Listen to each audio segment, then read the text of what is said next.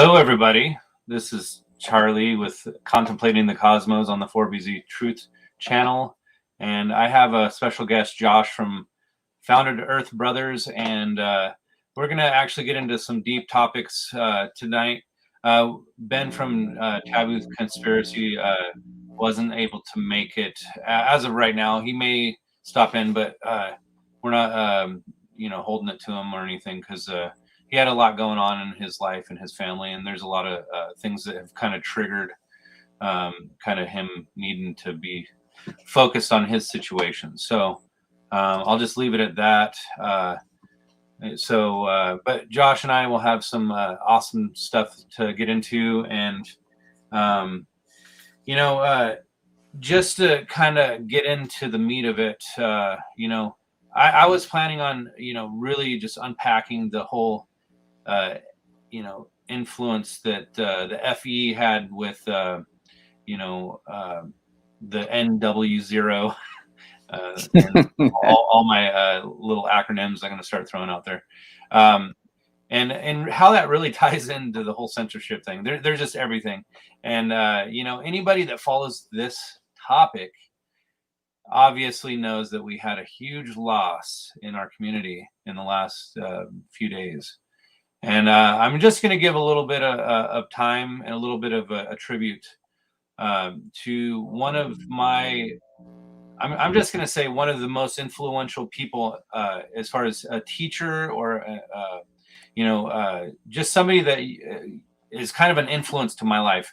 And his name is Rob Skiba. And Rob Skiba, I'm going to tell you right now, before the FU ever was a thing, back in 2014, 2015, I was following Rob Skiba with his work that he was doing even before that. So I'll just tell you right now, I'm highly affected by the loss of Rob Skiba and a lot of the spam that's being put out there about his cause of death and really just how the media is actually already trying to spin it and make it sound like, we'll get into that a little bit. So but anyways, I don't really know what I want to get into about that, but maybe Josh, if you have any words that you want to say about Rob or anything that, we'll just start with that, I guess. Yeah, he was definitely one of the first. He was actually the first person that the Father used to bring me to his truth about creation. And it was an answer to a prayer that I had. And I didn't know the answer would sound so crazy because I've been in education now. This is my 14th year. And it's easy to see that things like evolution are fraudulent and they have to have so many hoax discoveries for.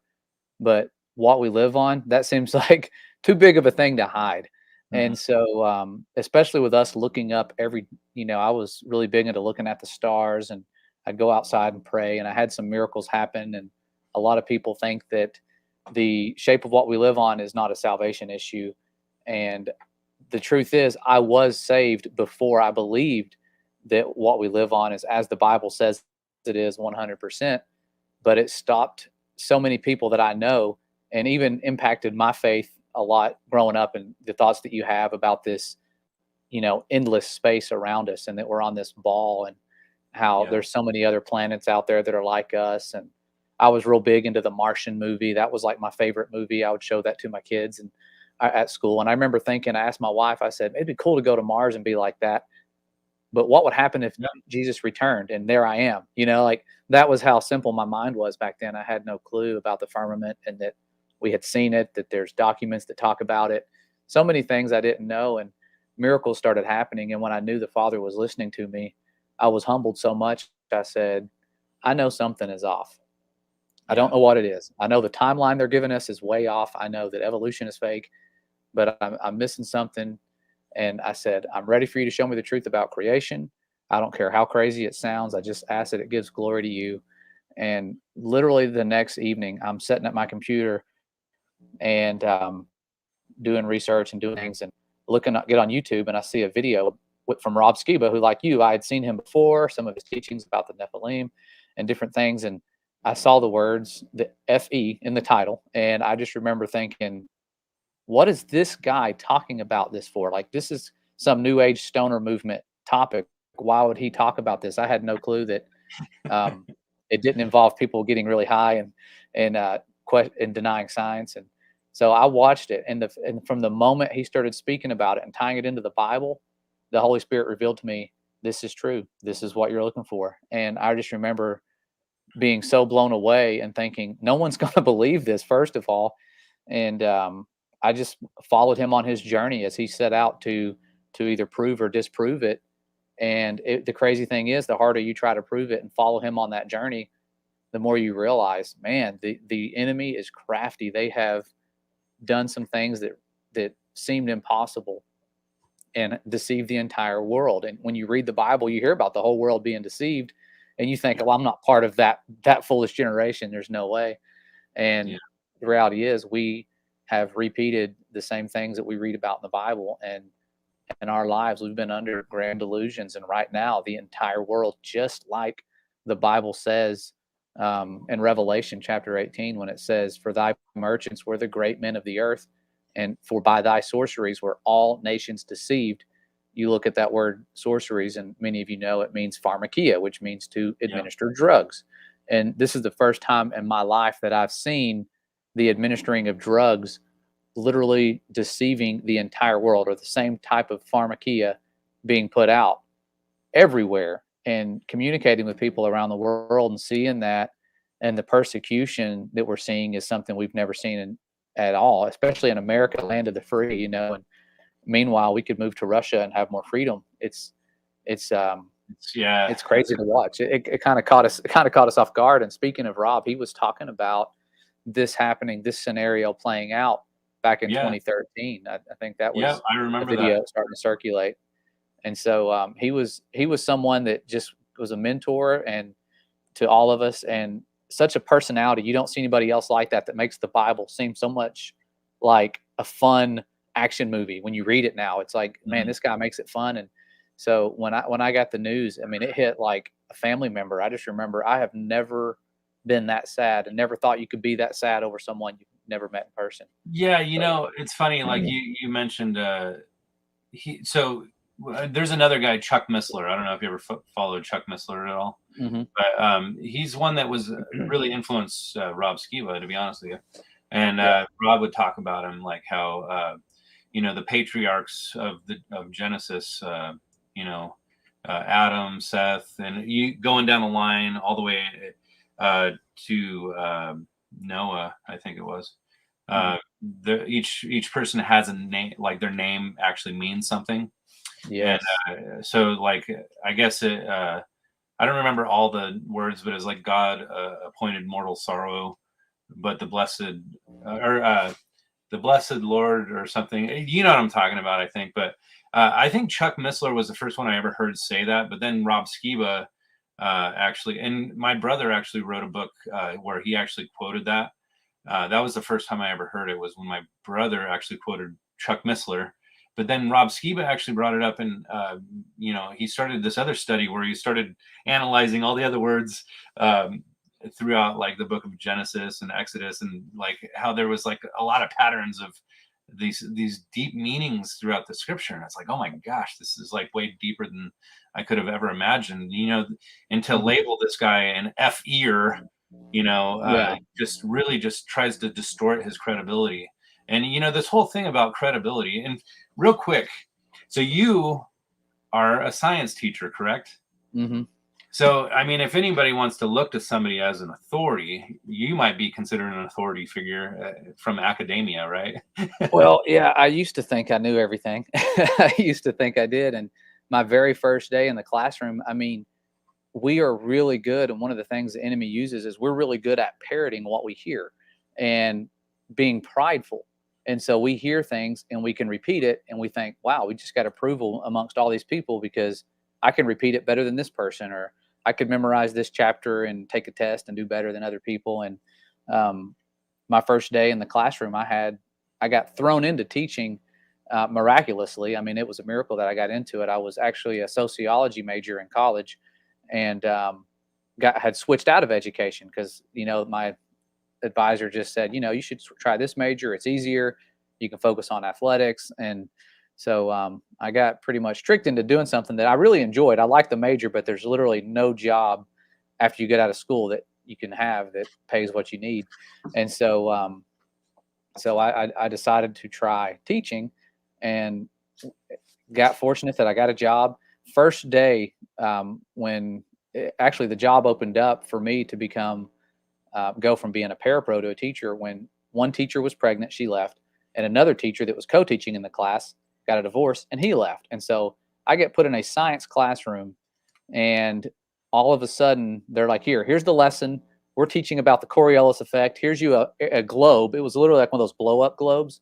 And so my first day as a teacher, I've got a dry erase marker and a globe, and I'm rotating it and drawing on it with this marker going, here's how the Coriolis effect works. And here's how our weather works. And I thought, well, I was proud of myself. I'm like, man, I'm teaching these kids about science. And it's so ironic that I went from day one doing that to starting my journey a few years later after I had the second string of miracles in my life. And that was what got me asking questions. And no, none of us ever want to become fools like that. But the Bible tells us, if any man among you seems to be wise, let him become a fool so that he can be wise. And that makes so much more sense when you find out the entire world is under the influence of that wisdom. Yep. Hey, so on the same kind of mindset of meanings, when we were searching through Facebook, so that's kind of where I got in I did because I wanted to know a little bit about what happened to Rob. I wanted to see like how he died, or if anybody had more information. And I just did a simple search for Rob Skiba on a Facebook search, and I just got like a bunch of different people posting like we knew Rob, rest in peace, or whatever they were saying, like their thing. But then they were strewn in between each of these what a horrible loss from these people. There's like these mainstream media outlets that are like saying FE anti jabber, just tarnishing his name like on these little posts. And I'm like, they're they can't even let the guy die with dignity, and the millions he's reached.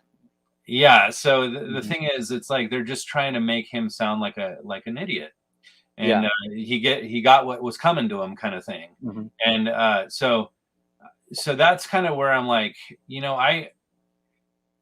and again, let me just tell you right now. Well, first up, before I do any segues into anything else, I got to say, how we were talking about the meanings of things. I ran across Nate Wolf, Fired for Truth. I don't know if you're familiar with him, but he posted something on here, and I decided to screenshot it because I thought it had a lot of relevant meaning here. And it's just real short, so I just wanted to read it real quick. It says, I don't know what Rob Skiba's family history is, but after I heard he passed tonight, I looked up what the word Skiba meant. According to one internet source, it is a Polish word that means a strip of ground between two furrows, a plowman. And what was the name of the biggest endeavor our brother Rob ever began? Seed. Rob was certainly a plowman in so many respects. Think of all the seeds of truth and life that he planted by the Father's grace and working in his life. Hallelujah. He really shines a positive light on this situation. But the fact is, Rob was a plowman. He was just carving out that freaking soil and just dropping seeds in there, And, the thing about that is I feel like, even with the loss of such an influential person, it almost like he's like passing the baton off to you and me, right? He's we have kind of that responsibility now to fill the role. Now, not necessarily saying we need to just carry on his seed series or anything, but I feel like I kind of wonder if somebody will step up to the plate on that, because he was making some serious headway on that. And so anyways, but yeah, so that might be, I'm happy that Rob did what he did, not just influenced my life and your life, but his content's still out there, and he still has a lot of really good stuff to watch. So if you're not familiar with Rob Skiba, just I don't know if YouTube has really screwed up the algorithm so much that you can't even find his content anymore. But I know that there's a lot of people out there that downloaded his stuff. I even reposted a lot of his videos. So, but anyways, so I wanted to address what this guy was saying here, Artie. Now, he asked how Rob passed away. Now, one of these posts that I read was talking about, and I want to address the issue about the hospital committing genocide. I'm not saying that, there isn't an element of that there, but I just feel like you almost want to give the hospitals the benefit of the doubt, right? Like everybody's doing their job and they're trying to, try to save people. And I mean, I have a couple doctors and nurses in my family, and I would never suspect them to try to, kill anybody, but they're trying to keep people alive. So, but the fact that they're still using the same kind of treatments, and again, I don't really know. I don't know if I should even share any of the details, because to be honest with you, it's not my right or my responsibility. But in a lot of ways, they're trying to tarnish Rob's name with the fact that he died from the very thing that he was resisting the treatment for. Yeah, it's tough. I heard this last night. I was listening to Daryl Lee. He's got a channel called Relentless, and he was at the he was one of the speakers at the same conference that Rob was at, and he was talking about the treatment and basically the stuff that I didn't know, the stuff that I was curious about, what happened. And it was really sad how they treated him. And his wife said that when she went into the hospital, she felt a dark presence, and that some of the staff there found out what he taught and were kind of mocking some of the things he did. So I don't think they really took him serious. And there were some maltreatment issues, but again, I know like you, I know a lot of people in the medical field. They're not just out there being evil. They're short staffed. They have protocols. They want to keep their jobs. My mother-in-law was a nurse. She just retired. And so I know it's a lot of it's the protocol and the being short staffed that causes the mistreatment of people, because you're just overworked. I mean, you're working 2 or 3 floors and you're sleeping odd hours. It's not a recipe for health. It's they do some miraculous things sometimes, but it was sad the way he was treated. And so I don't know the whole story, but I do know there was some neglect, and it wasn't like they gave him the best treatment ever, like he deserved. Yeah, I have my cousin's husband who actually went into the hospital like not long ago. Now, let me just tell you my position real quick on this whole thing. I'm starting to think that this resurgence that we're seeing here, I actually feel like this is the real virus, but the other one was just a big hype that was leading up to this. And here's the thing: the injection or whatever, I feel like that might have actually been the thing that was the release. You know what I'm saying? Or mass release. Mm-hmm. The highest places of infection are the highest levels of people that have had the shots. It's hard to not use certain words. So I call it the fax strain, like so it's definitely I have no proof of that. That's conjecture, but I actually feel like it's weird because everybody that I know that has actually got, I mean, I've seen a lot of people that actually got all their doses that they were supposed to get, and they still end up with, getting sick. And, the thing that kind of throws me for a loop though, a little bit, and I'm not like trying to speak fear out there or anything like that, because I'm not fearful of this. I just feel like there's a weird irony to, what's going on here. And that is, a lot of people that are young are dying. Rob was only 52 or something like that. Yeah. And then my one of my good friends from my church home group, I don't even go to church anymore. I just go to a home group. So we just have kind of an underground church. Well, his dad just died and Mhm. it was from from the virus.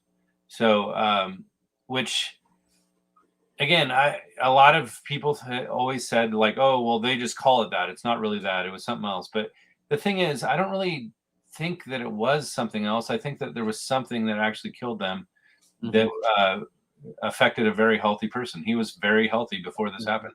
So, Yeah. anyways, the point is, I'm not trying to justify, my perspective on what it is, but I just think that all of this is part of the schemes that are have been ramping up ever since this whole freaking flat Earth movement, or Yeah.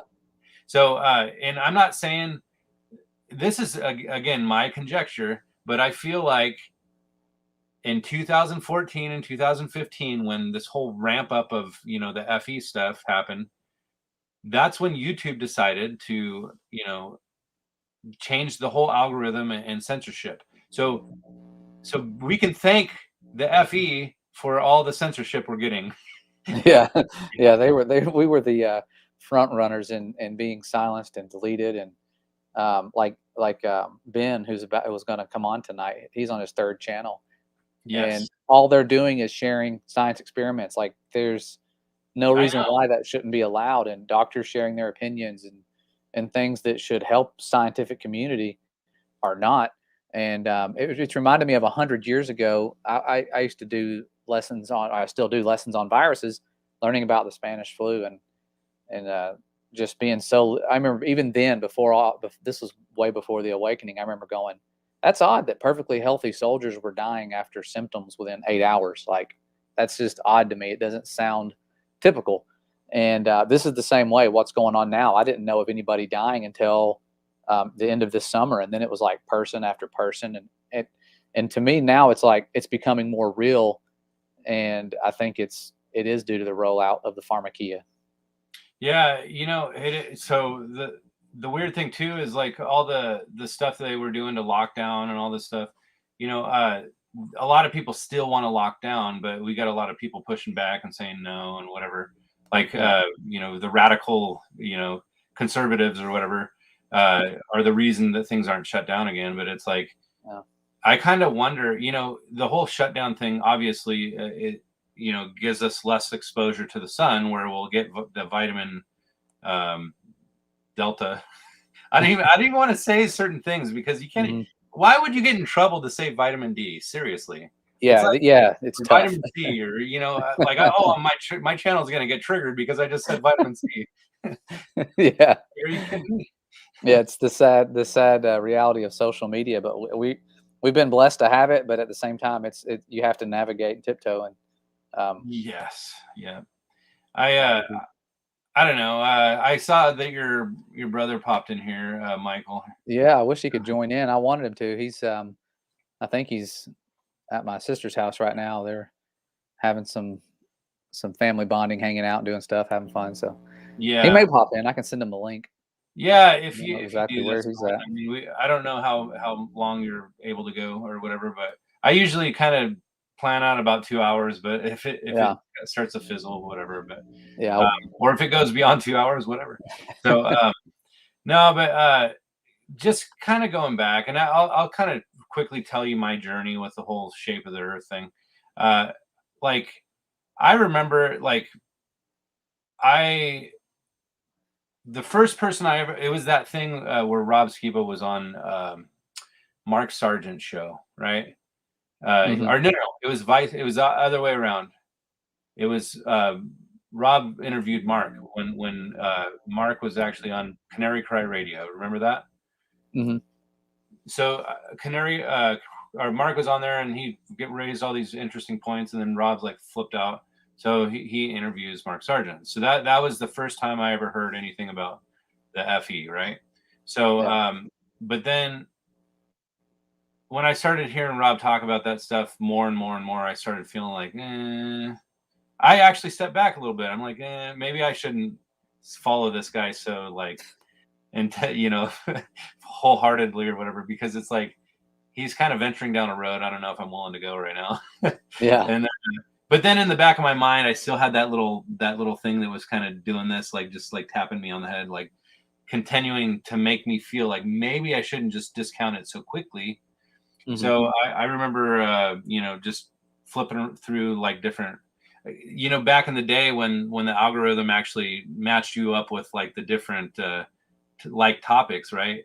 Yeah. Whenever that keyword, that term, FE came up, it's like there was a chain reaction of videos that you just kept watching, and then you're like, oh my gosh, all these people are raising these interesting points or whatever. And so I ended up, it took me about 6 months, and then I launched this channel. I had this channel, but I wasn't like, well, 4BZ Truth I had. And the first video I ever posted was called FE Philosophy.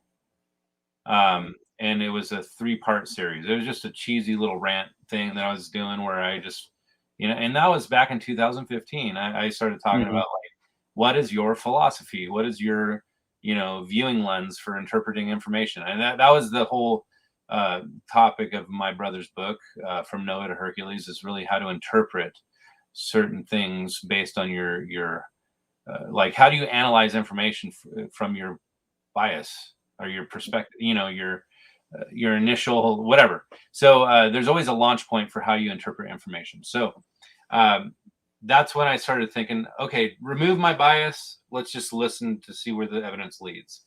So that's what I did. And then I still to this day am kind of weird about like saying like flatter. I'm fully vested and I'll just do the, whatever. And I don't want to, I always say I'm like 70-30 because I always feel like, the 30% is apprehension of anybody really knowing anything. Right. Because how do you know that you can see a firmament up there or whatever. And it's like, well, what is it? It could be like some like solid gas or something that is like a different layer that's like lighter than air. Okay. Hold on 1 second. Sorry. They said my daughter's hurt. I'll be right back. Oh, no problem. I'll be right back. I'm sorry. No problem, man. Take care of business. 1 second. Well, I'll just continue on for those that are still listening, or maybe I'll read the chat for a second because people are still talking here. So guys, you should start blowing up the chat here. I most of my regulars are not here for some reason. Like they didn't get the notification or whatnot. I'll just say, hey guys, Eric Dubé's audiobook. Good listen. It's going to get worse. They drag it out for money and most eat it up and don't care for me seeing stars in real life and how sad NASA is. Yeah. So, that brings up a kind of a thought about stars. Whenever, like the light is dissipating as the sun is starting to go down, so to speak. And that's another thing that Rob Skiba actually, one of his experiments that he did is when you start bringing the sun out down a level plane, you can see it actually shrinking and it starts to drop below your point of vision or whatever. So Rob Skiba was the first one that I ever showed me. Here, I'm going to actually flip to this other screen here. Rob Skiba was the first one to show me that, so when I actually was viewing through that lens of interpretation, when I was looking at the actual sunset, I started looking at and there was another guy on YouTube, I can't remember his name, but he kind of showed how light and gas in the atmosphere actually illuminates a certain way. And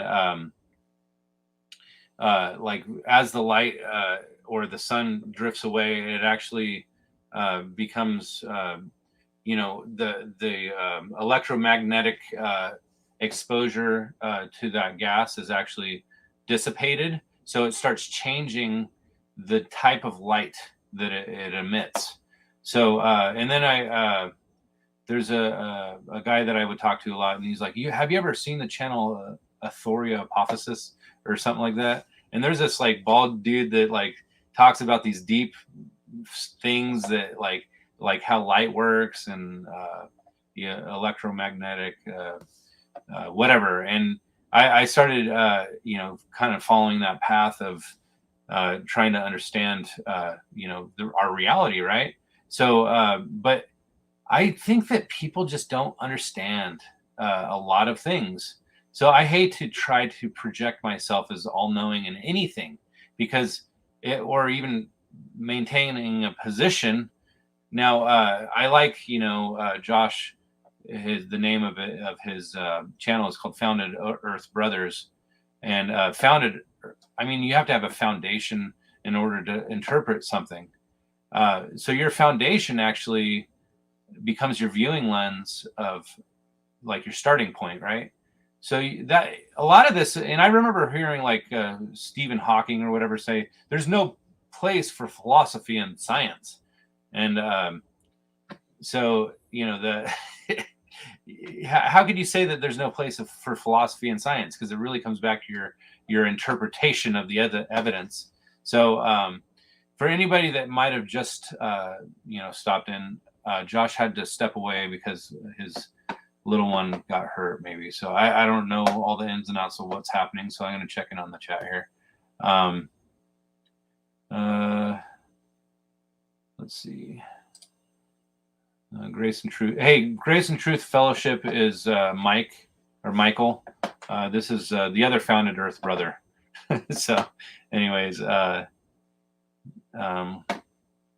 so you didn't get notified. See, you should subscribe to Contemplating the Cosmos channel, because it seems like that's where the notifications are, because I have not been censored as much on that channel.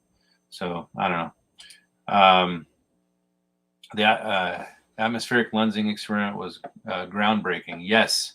And I think that's what really put Rob on the map when it comes to, his influence and his channel growth. I mean, I think when I first started following Rob's channel, he was like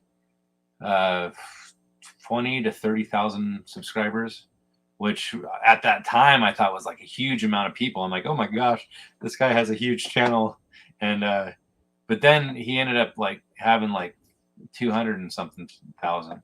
But I'm curious, as I've seen the vids of P900s seeing stars with a watery dance over them. It is the same. Oh, Josh. Sorry about that. I'll let you come back in here. Right. I'm just reading comments right now. All right. Sorry about that. My how's everything? Yeah, how's she's better. It's my 4-year-old little girl, my little boss. She's got an issue where her arm will just dislocate, and it's. Oh, are you serious? Yeah, it hasn't happened though in like a year and a half. So I was like, man. You have to like pop it back in or something? Yeah, it's pretty traumatic because she hates it. She's like screaming and oh my god. Yeah, I don't think we used to try to take her to the hospital, but we learned that technique where you can just turn her wrist and pop it in. Whew, sorry, I'm a little winded. I have had to run up the stairs to get here. No, catch your breath. I'm gonna finish talking or reading this one real quick.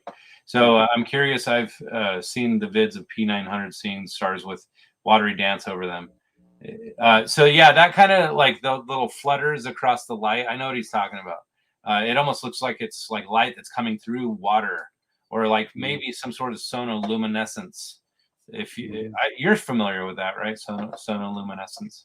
Yeah, and yeah, you look at the comets and compare the picture of a comet to light shining in the water, like somebody shining a flashlight in the water. And that's exactly what comets look like. I mean, 100%. Compare them, look at their actual photos of them. It's crazy once you see that connection. So, and I was kind of mentioning when you stepped away, the whole concept of philosophy. So like Stephen Hawking, he actually said at one point that there's no place for philosophy and science. And that is, I mean, he's like considered an authority figure like none other in science. And like, really, you're going to make a comment like philosophy has no place in science? Because you have to be able to interpret the evidence, and everything stems from philosophy when it interpret. And does that mean that you're properly interpreting the evidence? Who knows? It just really depends on, and I was pointing out that, you know, the founded Earth Brothers name. I was talking about the foundation. Everybody has a foundation for where they're starting from, right? So the question is, what foundation are you starting from?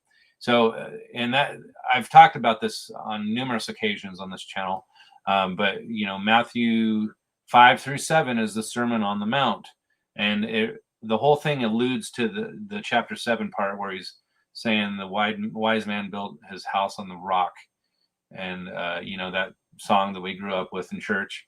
The wise man built his house on the rock, and the rains came a tumbling down, or whatever.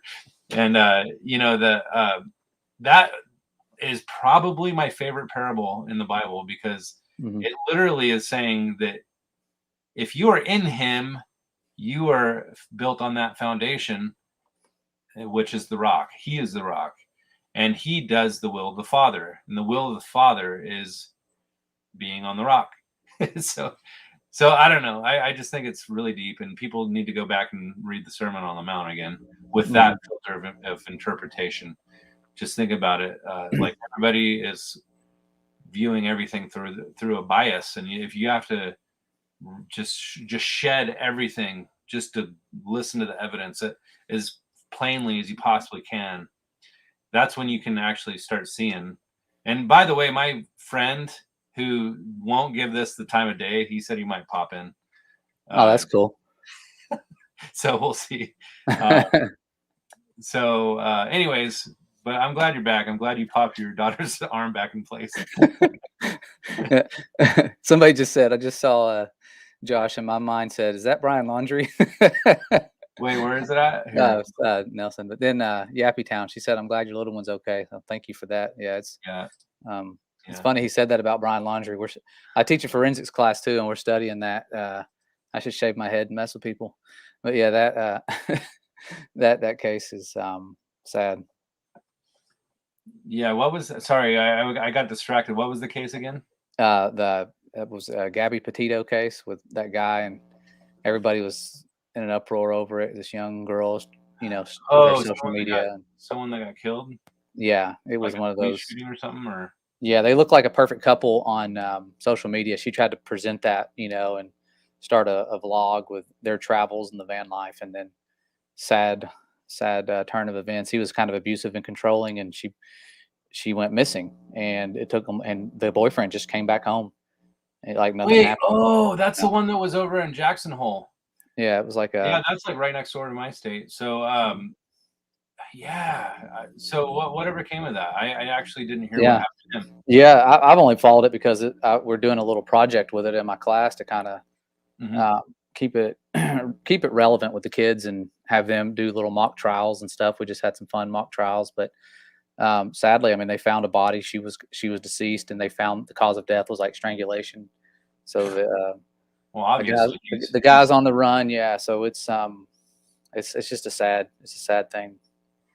Yeah, I watched a little thing where she was like frantically, like, you know, I guess they were in a big fight, and so yeah. Anyways, it seems to me like they were at odds.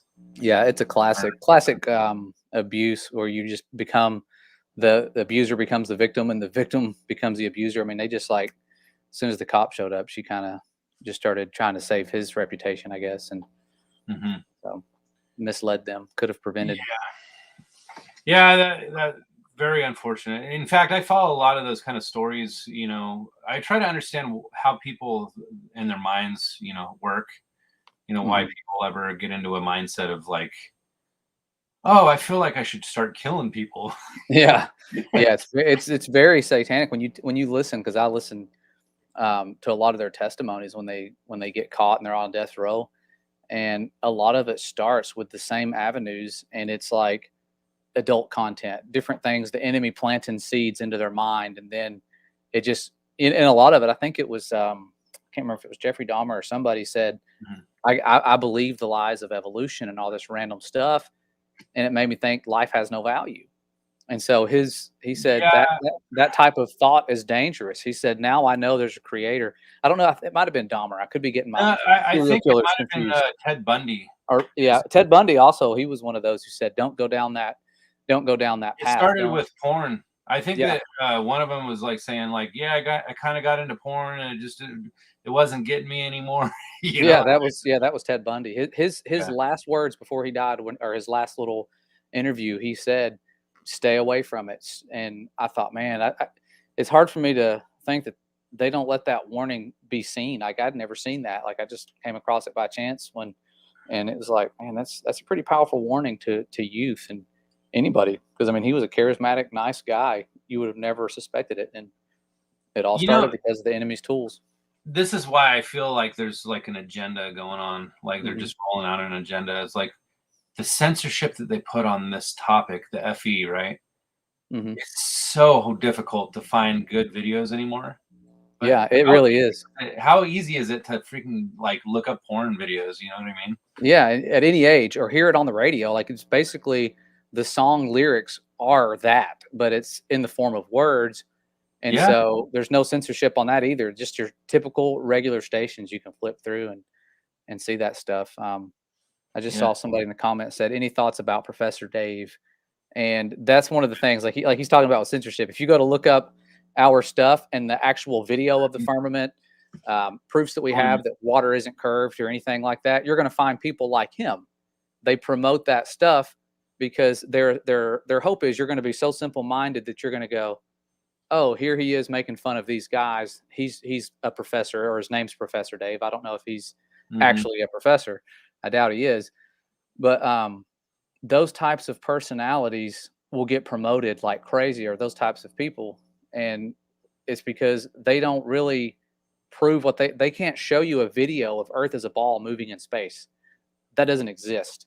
And that's the scare. That's crazy. Here it is 2021 and we don't have video of what we live on moving through space. A guy back in 2015 called NASA and said, "Hey, I'm doing a video." He was actually tricking them. You know, he was trying to get the footage. He said, "I'm doing a documentary, and I want you guys to send me footage so I could make this, this documentary. And I want to have the Earth as a ball moving through space, where you can see the stars as a reference to just see us moving, because we're going at, hundreds of times faster than a bullet, speeds that are really, really fast, and we should have that footage." And they were like, "We don't have it. It doesn't exist. We can show you footage from a couple hundred miles up, or however high they are." Yeah, I was just watching the Blue Origin Mm-hmm. one with Captain Kirk. Did you see that? Yeah, my brother asked about that. He said, "What are your thoughts on the Shatner space tour?" Yeah, I missed that. Sorry. Yeah, it's a zero G. He's a Grace and Truth Fellowship, but yeah, it's the zero G plane. I mean, you're paying almost $1 million for a little plane ride to go up and then back down. It's nowhere even if near. it was true and they actually launched a shuttle up there or whatever, all it does is it goes up and then falls back down. So what does that prove?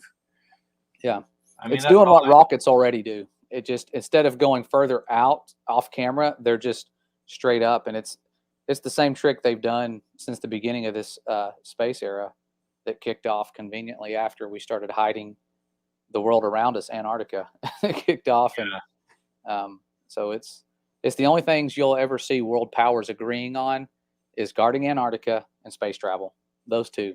Why is it that these two avenues, the entire world just said, let's be peaceful with this, when that could be dangerous, giving other countries access to our spacecrafts, and things that would be above us, like looking down and seeing the whole world. Like it just seems like a no-brainer that they would be like, hey, we're not going to let you come here. But it's the two things. And now the third thing, this is the third thing, is the pharmaceutical. That's the third thing that the whole world is agreeing on. So you have guarding Antarctica, space travel, and the dispersing of these shots. That's the only three things that the entire world has gotten along doing. Have you heard about graphene? Yes, the stuff showing up in there. Yeah, I've seen the footage of this stuff and the people claiming it. It makes sense, because if you look at that substance, it's magnetic, And there was a lot of people, and it's hard to talk about this stuff. Doesn't it respond to like radio frequency or something like that? So like if it's in your blood, what they're suggesting is it works like an antenna or like some sort of control mechanism. It's like the whole zombie apocalypse thing. Yeah. It reminds me, I think we're living in a mix of the movie Gattaca with the discrimination. And also, I mean, in that movie, people were literally genetically, I wouldn't say genetically modified, but their genetics were chosen. So if you weren't one of the genetically enhanced people, you were discriminated against, and your blood became your resume when you applied for a job. And now we're seeing that mixed with equilibrium, where, you know, they're making the 1-a-day pill for this stuff that you have to take every single day. And I don't know if you've ever seen Equilibrium with Christian Bale, where everybody every day would just give themselves this shot, and you had to have that to get rid of the human emotion. The human emotion was bad, and you were bad if you had emotions, because that led to war. You just needed to be this basically just soulless being where you walked through and did your job. You never like made eye contact with anybody or anything. It was just really, it's pretty relevant to today, seeing how everybody's just like, yeah, we gotta get rid of this free thought and freedom and just kind of take what they're giving us. Yeah, there's a lot of movies out there that are very relevant. You know, one of them that always will stick out to me is The Matrix. But you know, they're coming out with Matrix 4. They're just going to film reality. Yeah, exactly. It's a reality show. They're going to start filming all over the place, and they're like, "Oh, this is Matrix 4." Look, people are waking up. These guys aren't. Well, the whole concept that I'm noticing with Matrix 4 is that it's like keep taking the blue pills in order to stay, you know, asleep or whatever, and that's the whole. And then you could see that in his mind, he's starting to almost recall his past. I don't know if you've seen any of the trailers. I haven't seen. Yeah, the first, second, and third. I mean, they haven't had a Matrix film since what, the mid to late 2000. I forget exactly the third Matrix. It might have been like 2007 or something. I forget. But now okay. So the thing that bugs me about, like, I like the deep, you know, complexity of the storyline or whatever, and how it might pertain or somehow relate to the world now, or just our thought and how we can interpret reality. Now, the thing I kind of came to a realization with The Matrix, even though I loved the movie so much early on, I'm starting to feel like it's part of the whole new age movement concept, like realizing who you are, your divine nature, you know. And so he realized, you know, Neo or whatever, he realized that he was divine, and he became God. That's basically what happened. And now, but the thing that is also crazy to me is that I learned that the producers or directors of the original series were the Wachowski brothers. But now they're actually the Wachowski sisters. It's like, are you kidding me? Like they're I don't know. It just like this world, man. Yeah, it's getting weird. I was a big Superman fan. Me and my brother were growing up, and it's a form of like idol worship when you look back at it. But I was seeing how DC Comics is now has a Superman that is bisexual. It's so, I'm like, why? Why would you do this? It's like they're getting overly pushy with putting things out there in front of us and our kids, knowing this targets the youth. But I thought it was interesting that Superman's name, Kal-El, and the only reason I found that interesting was because I was reading the version of the Bible, the Sefer, where it says El. If you're talking about a god, it says El. And I thought, man, it's weird that I idolize this guy, and his name is Kal-El, and it literally means light god.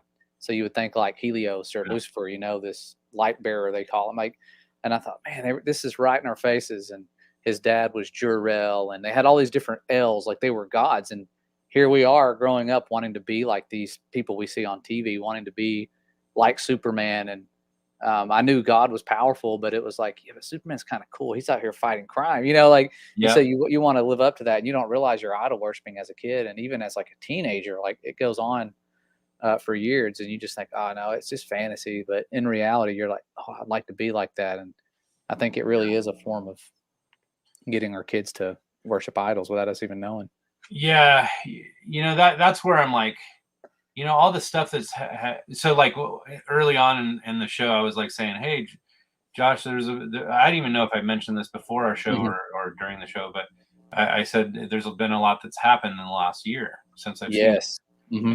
And, you know, even back then, we were still going through what we're going through now, but it's amplified. You know, not only has the lockdowns been so horrible, but I can literally say, okay, so my accountant's in the hospital on a respirator Oh my right now, gosh. Mm-hmm. and she might actually die.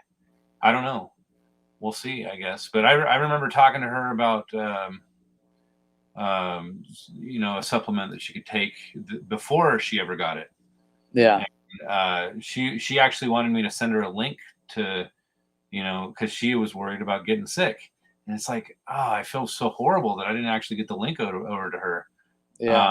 Because I forgot about it and just kind of fell by the wayside. And but then after you know, I found out she got sick, I'm like, oh man, I should have sent, you know. Anyways, the point is, it's like, because I follow the High Wire a lot. I don't know if you watch that, but it's Del Big Tree or whatever. But they talk a lot about like I'm telling you, they're just, I don't need to tell you, obviously, but No. I'm telling everybody that's listening that this is only going to get harder in a lot of ways, in my opinion. And you know, I'm viewing through the lens of the Book of Revelation and seeing a lot of what's happening, and you know, or even Matthew 24. You know, I feel like there's a lot of things that point to this being the world order, right? It's the new or NW0, right? Yeah. So Yeah. I just feel like there is, what's next? What do you think's Mm-hmm. next? I can sense, and this is the saddest thing, is like I feel like when I do, like anytime I've done something this summer or gone to a theme park or something, like I went to like this old theme park we went to as kids, just walking around and seeing everything and just thinking like, this is probably the last time that we're going to see things like this, that it's the last time we're going to be able to do stuff, you know, and see places like this. I feel like it's just going to get so bad. People are, like you said, people are actually starting to die now that they've given us protection from the very thing that we're all starting to pass away from. And I think we're going to be villainized. We'll be turned into, we're the bad people. We're the reason why the protected people are dying.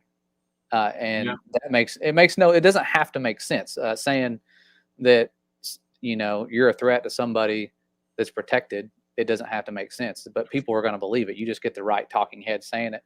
And so it's a genius way to persecute the elect, people with convictions that say, I don't want something going into the nucleus of my cells. The breath of life is what's responsible for cell division, for all these things happening. We can't recreate life. We can't take the ingredients needed to make life, but we're going to allow somebody to create something that's never been given to mankind. And in I see it's hard because the stuff it's not like the days of Noah. Yeah, it's like the days of Noah, and the stuff that I want to say that I know that'll get you banned. So I got to be careful. Yeah. But the trials that they've done with this stuff didn't work. The organisms passed away. And when you look at real people's stories, not the mainstream news, actual real stories, you will see there are so many people reaching out for help that have been injured by this pharmakia, and they cannot get help. The doctors are like, this is something new. I've never had somebody with what you have, because the poison that we are now giving people didn't exist until recently, or maybe it did exist in a different form or a different name, but it's people suffering, and it's so sad to watch them reaching out for help and nobody knows what to do. And there's no they can't get money for their injuries. There's no way to compensate them. So it's going to be tough to watch. And I feel like the persecution and the letting go of people that that are, they say, resistant. It's not like I'm resisting anything. I just don't want something, you know. It's kind of like the number one, the top 3 causes of death. We're not even talking about them right now. You know, the number 1 killer, heart disease. We're not talking about that. We're not mandating people do things to prevent the number 1 cause. That should show you that it's not really about our health. The number 1 cause is just kind of like, you know, no big deal. We got people dying left and right. Parents, you know, even it used to be just your grandparents had the heart attacks. Now it's like, he's 30 years old and he's passed away from heart. You know, like it's it's the number 1 and 2 and 3. Even the top 10 killers are above what we're so obsessed with right now. But I don't know. I think it's jumping up on the list as far as whatever they've put out there that's causing people to pass away, and a lot of it might just be their wearing the mask for so long. I'm going to say that I agree with you, because when I was working at that place where we were manufacturing, like, I don't know if I told you this in the last show, but I worked for a company that we developed control boards for like really high end, like satellite type stuff, and then a lot of it was balloon satellites. Yeah, I remember you mentioning balloon satellites. I wanted to know more about that. I was like, dang. Yeah, we probably brushed over it, and yeah, I wasn't really that involved with the balloon satellite part of it, but I was more involved with like SpaceX and like satellite, just whatever. I mean, some of the stuff, like I developed profiles for like solder wave stuff, and I actually would I would handle like $300,000 boards. Wow. and they would like be micromanaging me through the whole process. Like, if you bump this the wrong way, you're going to cost us hundreds of thousands, that kind of thing. But I started thinking, like, I remember like SpaceX, and again, I don't really care now that I'm not there. And it's like they still had me sign a thing that said I couldn't give away all their information. But anyways, but I remember SpaceX had kind of a big poster board that was like sitting on the floor over by our area, and it showed a picture of like something in space, but it also showed a flat horizon. Yeah. I was like, I pointed that out to my friend. I'm like, hey, give me a ruler, and I put it up next to the image of the Earth on the SpaceX sign, and it was literally flat. So I was like, hey, look at it's flat. Yeah, I like how, for some reason, I don't know if it's just a joke, is they every time they launch, they always have that camera that's like a non-fisheye camera, and so every time they record their little launches, and it's like a Hollywood film. I mean, it's going from this camera to that camera to this camera, and it's like, all right, cut. Well, there's always that one where it's perfectly flat, and I know it's like they do that just to laugh at our faces. Or it does this. It's like kind of like Boeing. Yeah, and that's one of the things a lot of people investigate and this need to look at is, like you said, the horizon line bending in both directions is a proof, actually, that it's a flat line. Because if you have a previously curved line, you can't fold it perfectly in both directions. You can only increase the curve, and when you try to fold it the other way, it won't work perfectly because it's already curved. It'll have this weird shape, and you can experiment with a fisheye lens or a wide-angle lens with a flat line, and you can get that bendy effect, but you can't straight or curve a previously curved line in the opposite direction perfectly. In the middle you can, but not on the outer edges. And so that's a real easy, just cheap experiment. Anyone that has a curved lens effect can do. And that was one of the things I looked at. I was like, wait a minute, we're seeing concave, convex, flat, and it keeps transitioning, and we should be able to replicate that on a miniature scale, and you can only replicate it with a flat line. So that's kind of the flat line effect that causes the globe to flatline. I'm sorry, my mind just flipped over to this guy, Lord Stephen Christ. You ever hear about that guy? He was like, he has this YouTube channel, and he had a pretty large following, which is so weird. Yeah. But, he talked about the concave Earth a lot, and he basically said, I don't know. I just swear that there's people out there that are trolls, and they just create little channels to just screw with people. But anyways, but yeah, so this whole FE thing, obviously, you and I both. I mean, it's a lot of the stuff is undeniable. I mean, some of the people that I followed on YouTube originally, I don't even know where they went. I think their channels were deleted, and I just never saw them again. But there was this one guy that was doing a lot of work with cameras, and he actually brought a camera out to like this basketball court or something like that, and he put it low to the ground. But he had two cameras. He had an iPhone camera, and then he had another one that was like a professional camera. I don't even know, like it was P900 or something. But anyways, but he said that when they were the same level, you could see the wall on one camera, but not on the other camera. Like it cut off because of the aperture of the camera or something like that. And so I like these kind of experiments because it's like, you know, you're really scrutinizing the narrative, and I just feel like that there is enough just going back to the flat earth philosophy or whatever back in the beginning of my channel. I had Tiger Dan actually come on and started messaging my remember Tiger Dan. I remember Tiger Dan. Actually, I think he went back to the globe. It was weird. He was like on fire. I know. And then he's like, "Oh no, actually, I looked up Antarctica and people have gone there. You guys are so stupid." I'm like, "What? Where's this coming from?" Well, he just dropped off the face of the earth. Well, yeah, he dropped off the edge of the earth. Yeah. No, he just like flipped out, and then you just never heard from him again. It's like weird.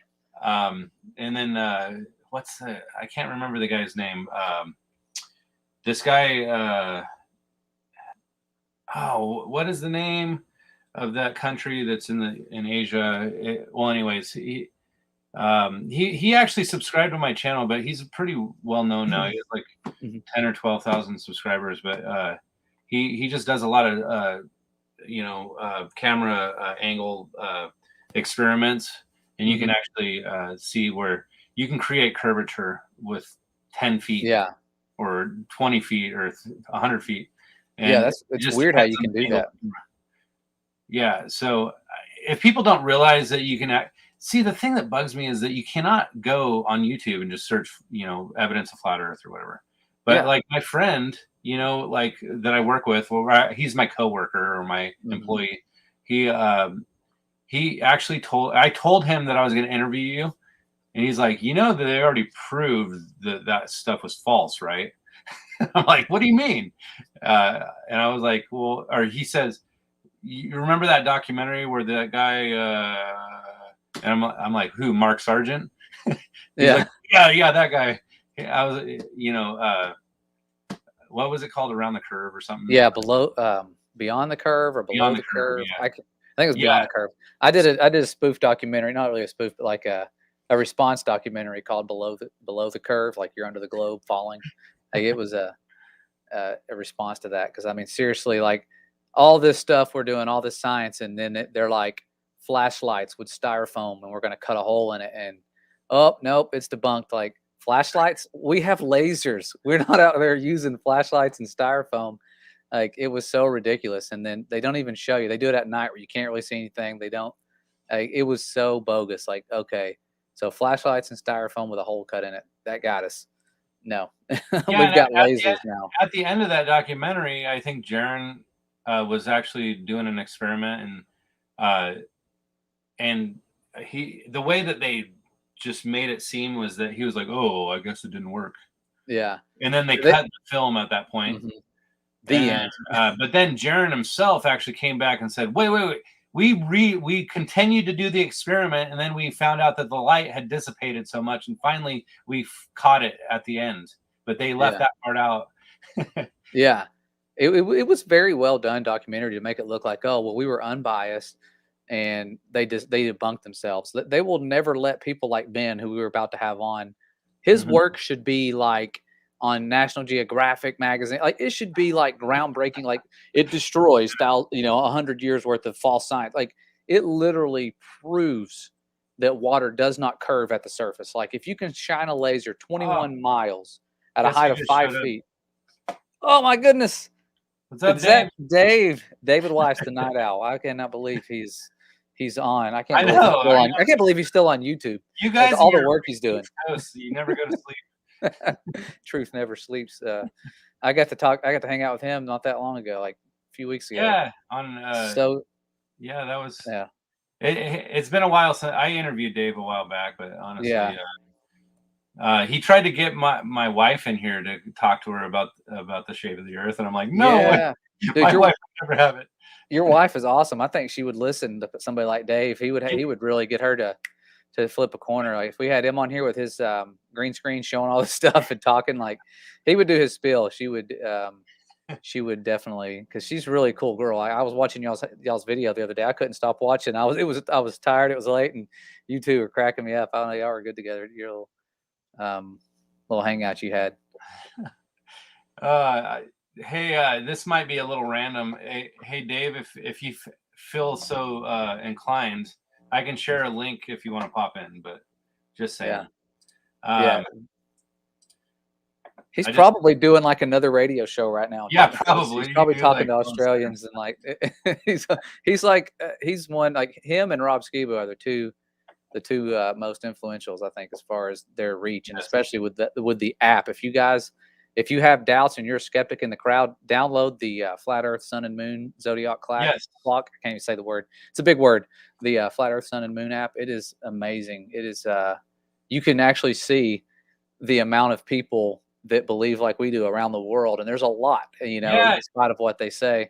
And so you can actually, ping your location so that people can see where you're at and you can see where they're at and message each other, and you can see the best videos. Like he finds all the good ones because he was around since the beginning. He knows where all the good ones are. And so he puts them out daily.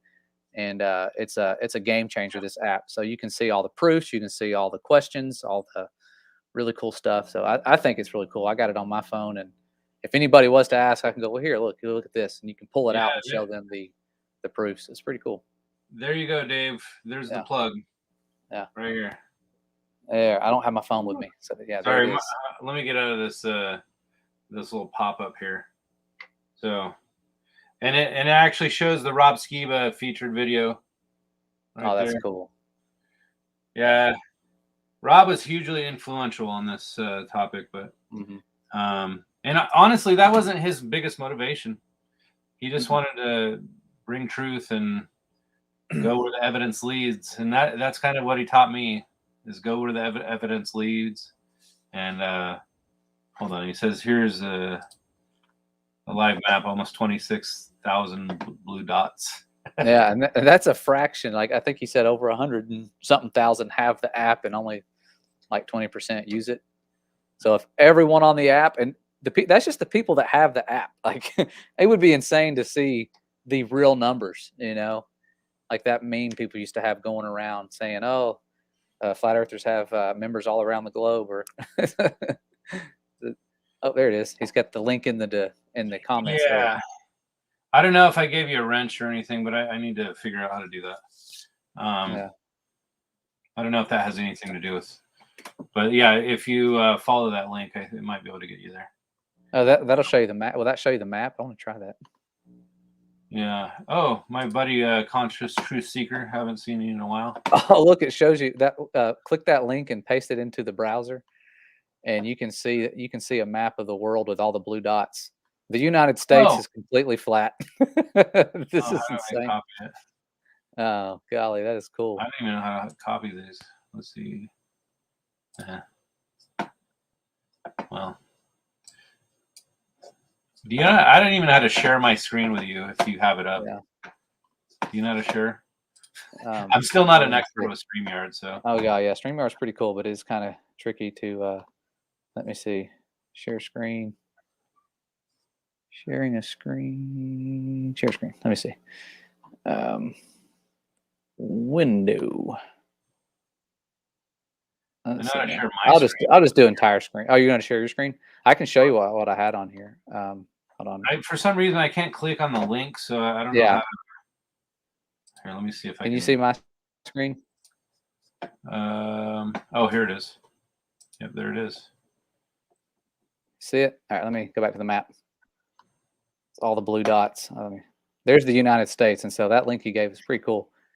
It shows you all the blue dots of all the people that are not all the people, but some of the people using the app. And I'm sure if I zoomed in, I could find me and my brother. He's got the app too. A lot more condensed where you guys are.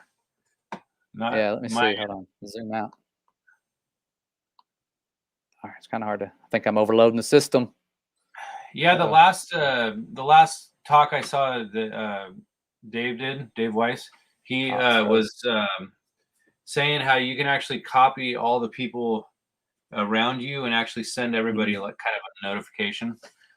Like if you wanted to do like a meetup or something, or I don't really know how far out that actually goes. yeah. Like if you can tell you would get bombarded with too many notifications if you could do It everybody. Yeah, it'd be awesome though to send in 100, because like when we have meetups, I always assume that people in my area in the southeastern U.S. would be like, "Oh, sure, we'll go." But like this last one we had, people from Iowa, Minnesota, Pennsylvania, Oklahoma, Kentucky. I mean, from all over, that people are so hungry to meet, especially now with the urgency that this is some of the last days. You know, we really have to spread truth. We have to be a community. We have to get together. So it's cool to see people coming from all around the world, man, or all around the country. I haven't had anybody from out of the country yet, but Yeah. it's He just cool. answered my question on the group messaging is on the next version. So Oh, okay. Yeah, we can definitely do the individuals. I've had people send me messages like, "Hey, I didn't know you lived here, and here's my email, here's my number." So yeah, this makes sense. The really 50 cool. 50 kilometer radius is the biggest circle you can group message. Yeah, And I'm glad that there's a restriction on how far out you can go, because you can totally bombard people with a bunch of stuff. But yeah, so yeah, I'm stoked that you're here, Josh, and I think that the implications of all this stuff, obviously there's a lot of stuff going on. yeah, There's a lot of things changing, a lot of things shifting. I think you're right that they're going to demonize, those who are considered the anti, you know, yeah, and not only are they just going to demonize us and make us feel bad, but they're literally going to call us murderers. That's ultimately what I think they're going to start saying. hmm And what do they do with murderers? yeah, They yeah, either imprison them, or they will guillotine them or something. I don't know. yeah. It's weird, man. It's kind of odd walking around at work because I know me, my brother, and like two other people are the only ones that don't wear masks out of all the teachers. So there's four of us total, and it's four guys. And the kids have the option, but they don't. They don't usually opt out. They want to conform, and that's the sad part about it. They don't like it, but they want to conform and be like their friends. That's just how Do they feel teenagers. more comfortable with you? Like, Yeah, yeah. I'm not going to ever. I'm not a rule breaker, but I'm not going to enforce something that goes against my spiritual beliefs and my medical beliefs. I'm not a doctor. I'm not going to be like, hey, you need to have this operation, or hey, you need to take this. And there's a lot of people. There's a lot of teachers that are shaming kids that are young kids for not being fully vaccinated. They're not. They're like, you need to do it. And these are kids who are at a higher risk from injury from the shot. And well, it's my hard to. kid is, dude. If Uh, I don't remember. My wife, she was saying that there's some gene or something you can have, like an R. I don't remember. It's like some acronym, mhm, but RFTHR or something like that. yeah. So if you have this gene, that you would actually be susceptible to autism, or you'd be vulnerable to certain Hmm. things that are actually happening to people like left and right, and I'm sure they just are operating from ignorance. So Yeah. Well, yeah. The average person doesn't see the high rates of autism and stuff going like they are. But if you work in the field of like special education, what I was in several years ago, you see that the rates are increasing and have been for a long time. Yeah, somebody just said puke at yeah, work. That this is was the guy I was talking about. I don't know why I Mhm. couldn't think of it. He actually Yeah. subscribed to my channel when I posted that series, and I had like 10 subscribers, and he was one of them.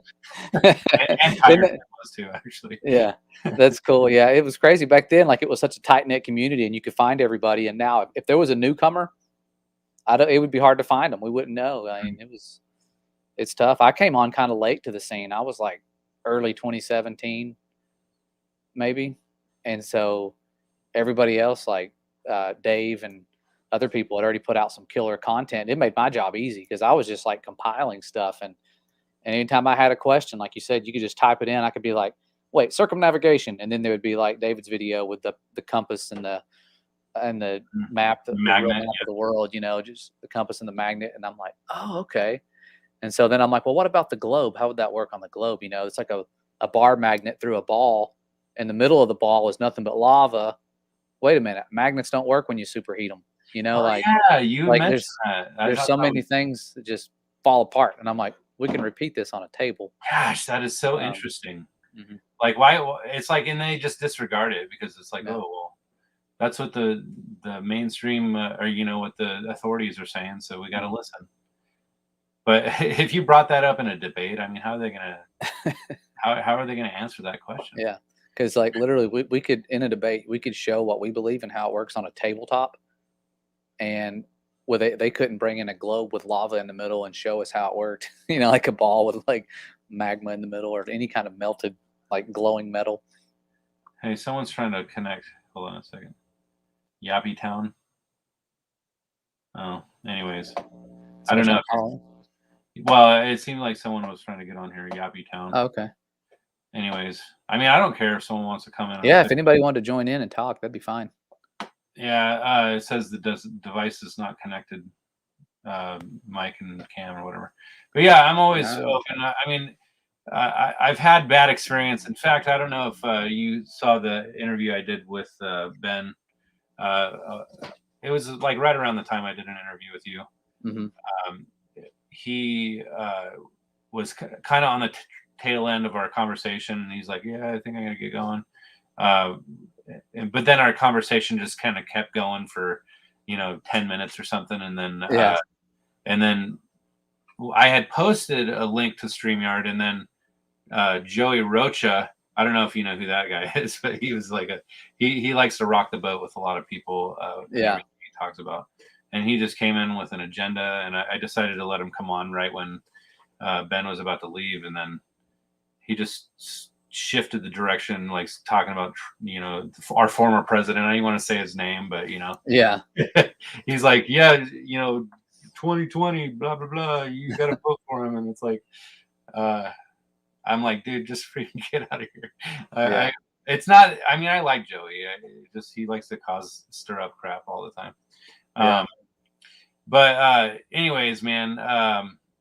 So I guess ultimately, I feel like I want to have a direction with the show. I feel like, with the whole thing with Rob Skiba, if anybody is just coming in now and hasn't heard about Rob Skiba, he just passed away a few days ago, after a long battle.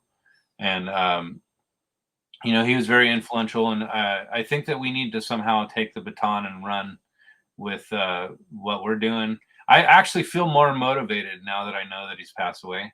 Mm-hmm. I feel more motivated. I want to get out there and do more. Yeah. And I almost want to get out there and start, promoting more stuff in my community. Because honestly, I don't know. I know maybe 2 or 3 maybe that I know say that they believe the earth is flat. Mm-hmm. One of my close friends is, and he won't put his face out there because he's afraid that, once you put your face out there, you're a target. Yeah. Yeah, it's hard. That's one thing with my job. That's where I got in trouble, and it's scary. But now I'm at a point where I'm like, we're at the end. If you want to come after me, I'll go to court. I really don't. I don't want my wife and kids to lose the way of life we have. But I know the Father will provide. If I'm fighting for His truth, He'll provide. If we lose everything, big deal. The Messiah was essentially homeless, and He walked this world and did His Father's will, and He had nothing slowing Him down. He didn't have to look back and be like, oh, let me make sure my yard's mowed. It was like, what does my Father want me to do today? He didn't have all this nonsense we have. I think we just get so overwhelmed with everything. And if you're one of those people out there that's about to lose everything because of your spiritual convictions, take joy that you're being persecuted. It's like it says in the Word, even the prophets before you experience this, like, we're part of a team and a family that gets to experience this persecution. Be excited, be like, wow, I'm experiencing something that the prophets did, that the Messiah did. They're coming after us, and it's a beautiful thing. We got to think of it like with what our reward is in the long run. And it's hard. It's easy to speak about it, but once we start losing stuff, we really need to lean on the Father and know that, hey, he's for us. He's got that outreached hand, and he is here 100%. Yeah. And, my brother and I talk a lot about like prophecy and stuff, and I actually mentioned to him the other day, I went to this little small town that's like an hour from here, and it's like so small and tucked away into this like little mountain valley that you literally are going there if you're going to go there. yeah. You're not passing through. You're actually going an hour out of your way to go there. And I actually went there, and I was talking to one of the little restaurants there. I mean, it might be the population about like 100 people at the most. I was talking to the cook or whatever, and I was like, yeah, I've been looking at like maybe buying some land. And then she's like, oh, I know somebody that's selling off like 5-acre parcels, and gave me their number. And it's that whole like small community, tight knit, like everybody knows what's going on with everybody. Yeah. But I told my brother, I was like, I'm really thinking about, I could sell my house and actually buy like a decent amount of land, and kind of not be off the grid, but I would be away from the main part of the grid. And he's like, those who seek to save their life will lose it. Those who lose their life will be found in him, or something like that. And I was like, that's sobering what you're saying. Yeah. It really is. Maybe I should be more, instead of worrying, I'm worried about saving my family's life more than I am my own. But yeah, that's the hard part, is knowing you get these little lives to take care of. How many kids do you have now? You said I have two. Two. Okay, that's what I thought. I thought it was two. Yeah, we've got big news. I haven't announced to people. We have 4. And we did not plan on having any more. We did not. And of course, I think it's about a week and a half ago or 2.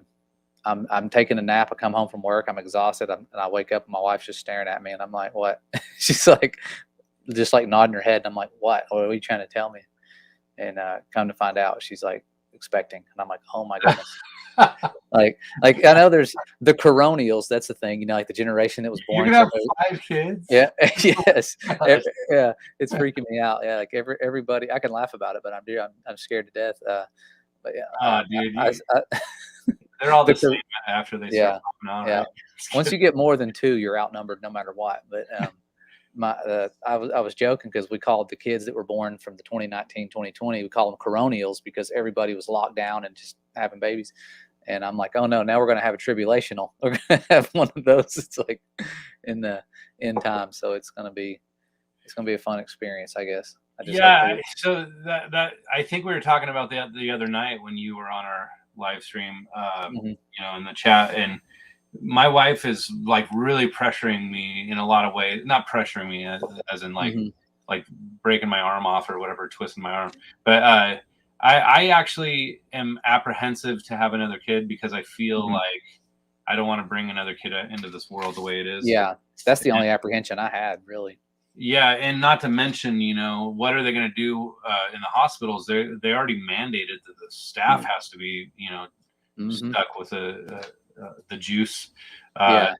So what are they going to do if we are forced to go into the hospital to have the baby? And it's like, it kind of brings into question, like, are they going to force us to do it? And if we don't, are they going to take the kid, kind of thing? I don't know where we're going to be when I could see that happening. I've seen things like that happen already. So I know that's not out of what the enemy could do, but I know it almost have to have those children in secret, if it starts getting that way, but we're gonna have to do it from home and just have it not reported, just raise it like treat it like you would an animal you found, Yeah. That's illegal. You can't keep the government, and you have to. Isn't that weird? You can't have your own kid at your own house and not document it. Like that's like, it just seems like a right we should have, and we don't. And we're like, it's okay. We need to go get our little numbers and our social security numbers and our little, stamps of approval that we're of this world. Like, it's so weird. And you're like, so I was way into the end times discussion since like 2009, maybe. I was like way into it. And I remember thinking like, this guy that I saw do this talk was talking about, and he was talking about it from the perspective of the Torah, or the Messianic perspective. And he was basically, it was called the Daniel's timeline. yeah. And this guy was just breaking things apart, and just like systematically, like he had this like calculation of how basically he said the start of the tribulation was 2009. Or Yeah. I was like, wow, it just sounded. And then I started like looking at the signs around, and then I don't know if you know who Michael Rood is. Michael Rood. Yeah, he's like this Messianic guy that had a big old beard, and he wore like Rude Awakening. Rude Awakening, yes. Yeah, yeah, I know you're talking about. He did a talk that was like a 12-part series or something like that, and it literally took like 12 hours to go through the series. And but I think it was called the Jonah Code. And I guess ultimately, like toward the end, he was saying that with the symbology of like Aviv barley. So like he was saying that the way that, when we're talking about harvest, when you have a plant that's sprouting, specifically barley, that they consider it a Aviv or something like that. So but there's nobody knows exactly when that's going to sprout out, or maybe there's like a delay based on certain like conditions, right? So ultimately the teaching was suggesting that even if you have a timeline, it could be conditional. Like it might get pushed out because of prayer, or it might get pushed out because of something.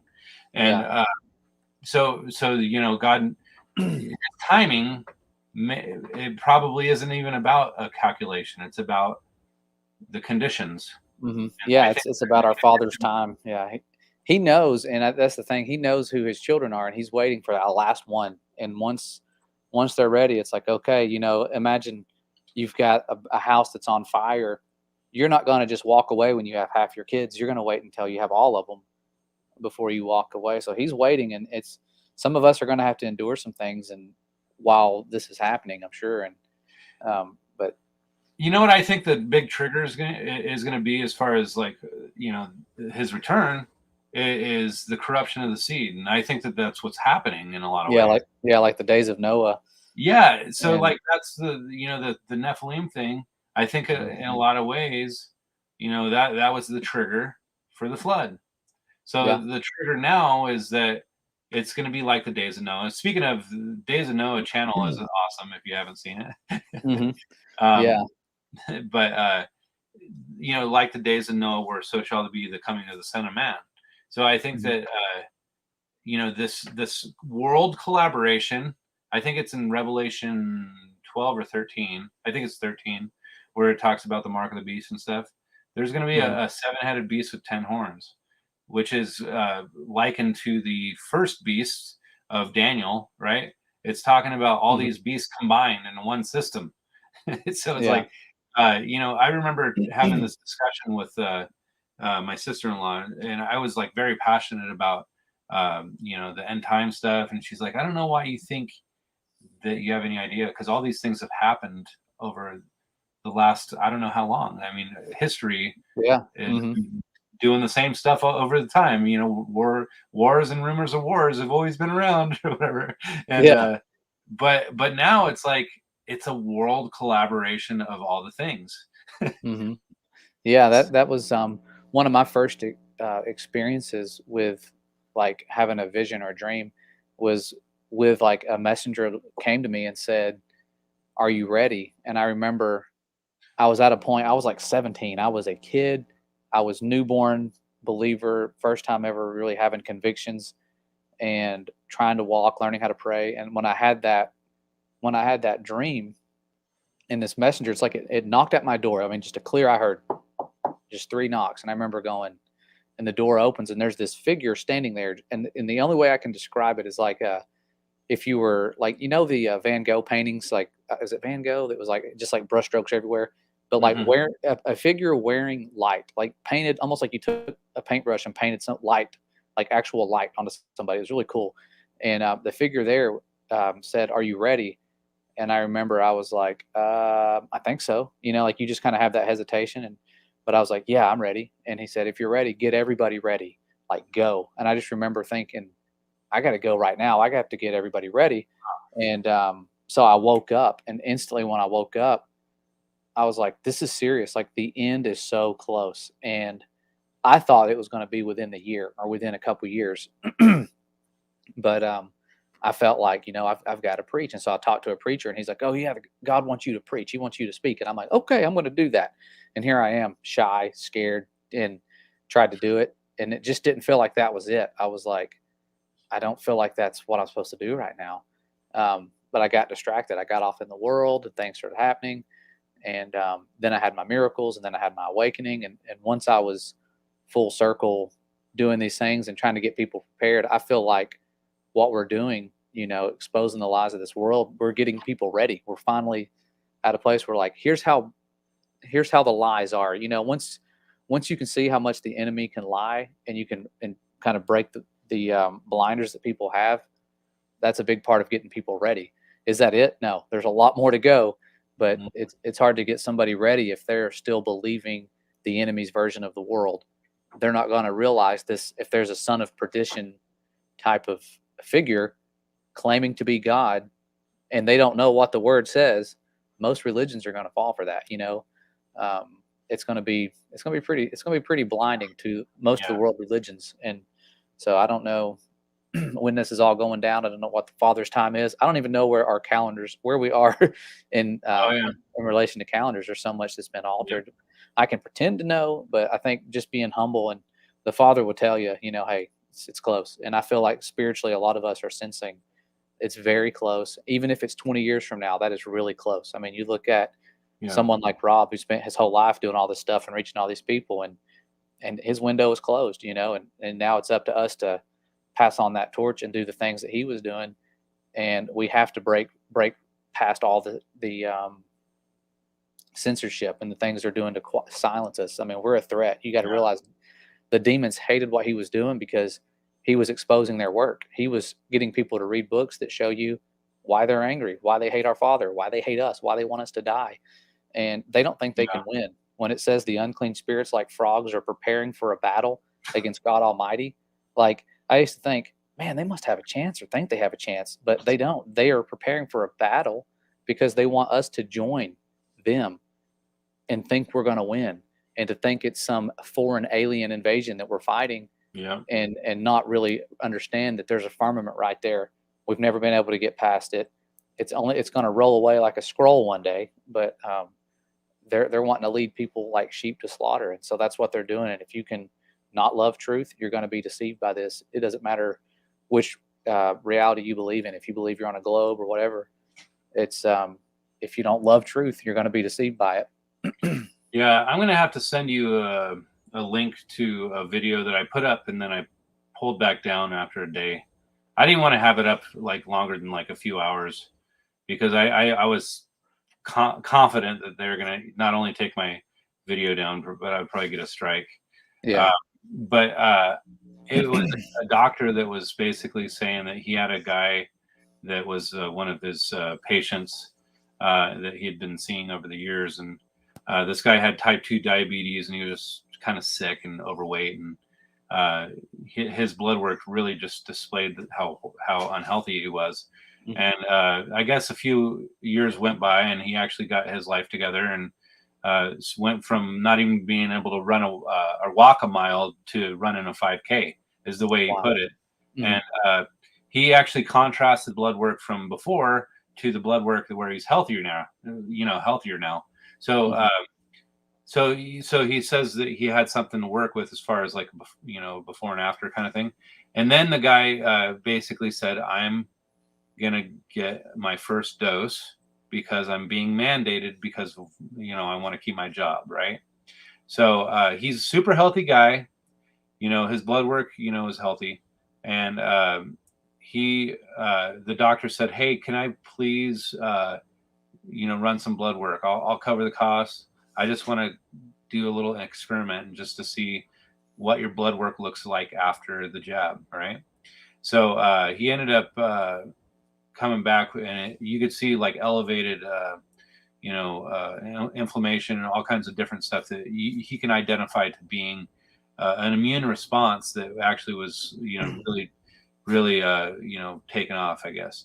And now after the second dose, he was off the charts on all the different things. He said there was an autoimmune disorder type of thing after that.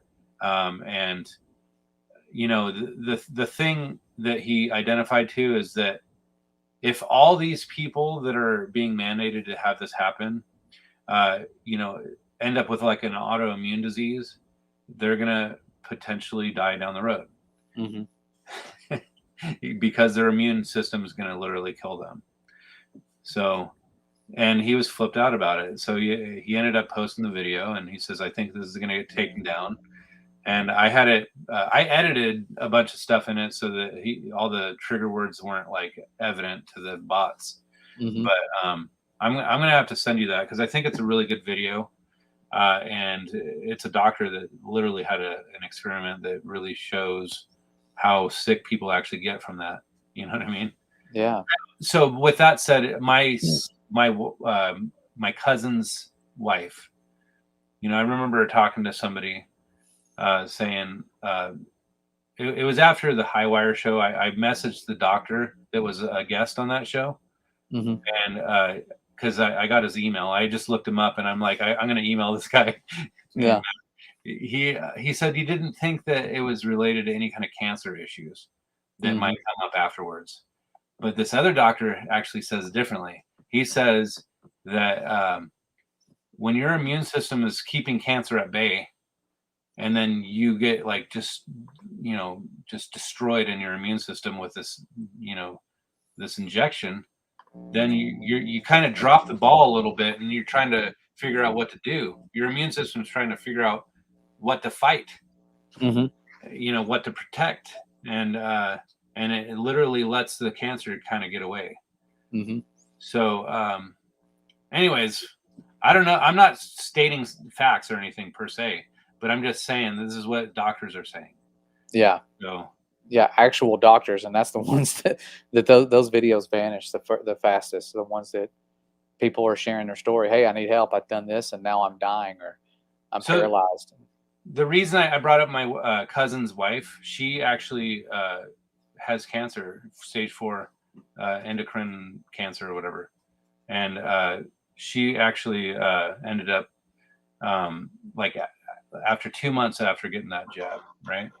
She now has stage 4 cancer. Oh my gosh, that's crazy. It's sad. And I don't know, they say it's not related. So yeah, that's the thing though. That's the sad thing about this. The statistics is once you get that, if you die within the day, you're not considered vaccinated. It's like, oh, you just died. Even if it was, as long as it's not after so many days, and it's weird. I mean, it's just sad that those don't count. It's like, oh, he dropped dead right after, 3 hours later. Oh, it doesn't count because they weren't fully vaccinated. That was dose number 1. Yeah. And so I think it's odd that they don't count those into the statistics. They should. It should be like, well, these are the people that just dropped dead. We're not going to say it's because of it, but these are the ones that did. That should be a number people see, and they don't. They don't see those numbers whatsoever. Yeah. Yeah. So, anyways, I don't know. I don't know if you want to go too much longer, but I'll give you a kind of a. If you want to, so you had messaged me and said, there's a lot of doom and gloom out there. We need to give people some encouragement, some stuff to think about. So give these people some stuff to think about that might be an encouragement. Whatever. What do you think? Yeah, I think that this is it. Like our conversations we're having now and the things that we share are going to have an impact for eternity. We have to understand that the words we say and the ones of us that are lights to this world, we like Jesus said, we don't need to hide our lights. We need to let them shine. That's the thing that people aren't seeing, and it builds me up when I see people like Charlie and other people out there that have that light. It makes me go, okay, good. There's other people out there like that, because when I go to work all day, I'm all day around people that often don't have that. There's a lot of good people where I work. I'm not saying there's bad people, but I'm around people that don't have that. And you may be that one person in their life that day that sees that. And you might be that one influence that stops them from making a decision that could cause them to die if they take a certain medicine So, really, really focus on that. Go outside and look up. If you're skeptical about the truth of creation, or if the Father is real, go try, speak to him. That's sadly in my case, the times that I've needed him the most, and I've went there and found him just right there waiting. It's heartbreaking that I waited until I needed a miracle, until I needed him. And then I'm like, okay, here I am, and he's there. That's his essence. That's how he is. We've been lied to about who he is for so long, about this, oh, you'll burn forever if you don't like him. Like that's not how he operates. You can perish and die the second death, which you can't undo. That is eternal. People cast into the lake of fire and perishing, that is eternal. But the way our Father operates, he doesn't want people to burn forever that don't love him. That's not what their fate is. That's for the demons, the fallen. And I know that's a long topic right there, but we've been lied to, and I didn't know that until I had the miracles. I'm not speaking from a church background that I grew up with in the church or anything. I had no religious affiliations outside of seeing people get saved. My dad, my uncle, eventually me and my brother. And so the experience that I've had has been outside of going to church. It's been in real life, in real times when I needed a miracle. And so just be careful if you're asking for stuff. If you're skeptical about the truth of creation and you ask him to show you, just be careful. He will show you the truth. And the wisdom that he shows you is not accepted by this world. The path you will be on is not going to be a path that's going to make you popular. And so Yeah. know that, but know that it is the most freedom you will ever experience. No matter what lockdown they're throwing at us, you're going to be free. You're no longer going to be a slave to your flesh, which doesn't sound like that big of a deal, because most of us don't realize we're driven by that this cycle of messing up and failure that we get stuck in, this cycle of just, oh, I'm a failure. I tried to do good and I couldn't. He can set you free from any temptation that there is out there in this world, and make you realize that this world and the pleasures thereof are just so small. They're so short term that it'll never compare to what he has. So keep looking up and just be careful, because he will listen. He does hear you. He does love you. And if you start talking to him, it's going to change you. But if you really start walking with him, it's going to change the lives of those around you. So just be careful, knowing that it is a powerful, powerful change, and it will catch you off guard and overwhelm you with how great it is. Yeah. Yep. I have a confession to make. With all my investigating of like near-death experiences and just trying to figure out the deep complexities. I mean, contemplating the cosmos. Yeah. I'm just trying to figure out everything, and sometimes I try to venture outside of my realm a little bit, just to try to understand a little perspective. And I find that I end up getting like flustered sometimes with a lot of my investigations. I feel like, man, I don't want to venture down this road anymore. This is it's taken too much of a toll on me emotionally. And Yeah. because I almost feel like in a lot of ways, I constantly go back to this image. If you have a pie that has 100% of truth, how much of that pie do you think you possess? Yeah. Or better yet, maybe there's two pies. There's one that's deception and one that's truth. Yeah. And how much of the pie do you have of either one of those? So I actually feel like if we're operating from something that we consider truth, I think that there's a lot at stake if we're wrong. I think. Yeah. And, Oh yeah. to be wrong, I often wonder, like, at what point does God accept us in our wrong state? I mean, is it really Well, that's the turning back, and I think when you read his mercy, how it endures forever, when you see how he operated then and throughout the word, it was when people turned back to him with their whole heart, here he is, and that's what I've always experienced is anytime I've ever turned back to him and not like willfully sinning, like, oh, he'll take me back if I just willfully do what I want and kind of Aleister Crowley, do as thou wilt. That's not how it works. But whenever I've been like, I've messed up, I realize that now, and I've turned back to him, he's always there. And just with your whole heart, like when it says your whole heart, your mind, your body, your soul, like everything. And the reason he does that, when he healed my broken heart, I found that out the hard way. When I'm asking, why am I in so much pain right now? People losing loved ones, or I was about to get married and then it didn't work out, and I was crying and crying like a baby, thinking that was the worst pain I'd ever have, and asking, why am I hurting? Why? And the answer I got was so beautiful. It was not the answer I expected. I expected a wrathful person, a wrathful being punishing me and being like, hi, your heart's broken. You deserve this because you turned your back on me.